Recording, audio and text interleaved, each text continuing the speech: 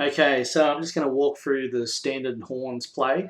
As you can see, we set up this formation 4 and 5 on top, 2 and 3 deep in the corners. And what we're looking to do is both sides are mirrored, so you can run this either side. The one chooses a side, in this case it's a 5, so he comes off the screen of 5. Now, if you can get all the way to the rim, excellent. We want a layer, obviously, there. Now, as he comes off this side, the rule is the opposite big or the opposite guy in horns dives to the front of the rim, and generally he's got his hands up, asking for the ball because we're ready to post him up in a little ISO seal there. Another tip I like to teach is usually defenses will play on the outside of, so you can see where my mouse is here. They sort of play on the outside to sort of show and help that, sort of yellow the screen there. Now, if you're smart enough and he goes the opposite way, so he uses 5 in this case, you can run a clear out. So what that means is if you stay open and just slide down here towards the basket while he's actually going for the layup because you've seen him beat the guy, what you can do is actually keep your defender away from the help. And I've got a little video just to show it. Now you'll see here, this isn't horns, but it gives you an idea. This is a Lakers video. I don't know if that's Nick Young or he's been traded, but you can see this player here is clearing out the defender.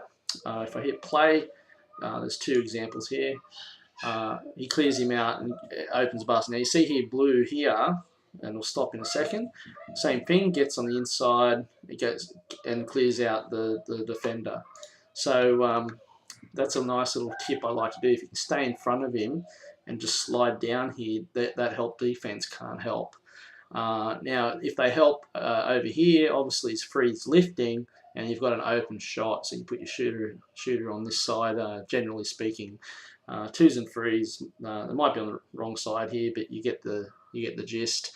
Now, if one comes off the screen and can't get into the lane, he usually gets around the elbow area. We're kicking it back to 5.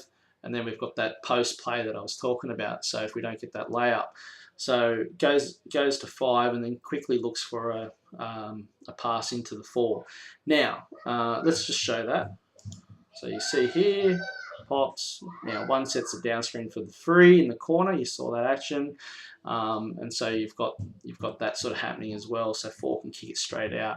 Now, if the ball was, if I just go back, and we just pause it here for a second.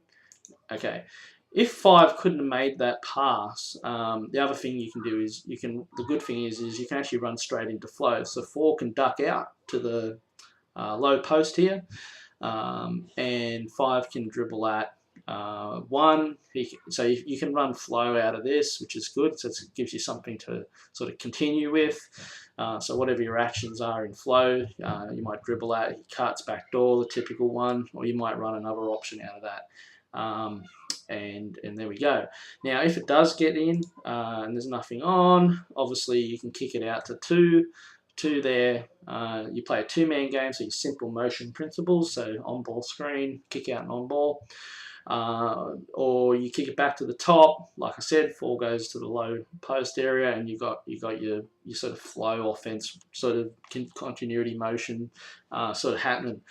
That's it. That's the basic horns. That's it.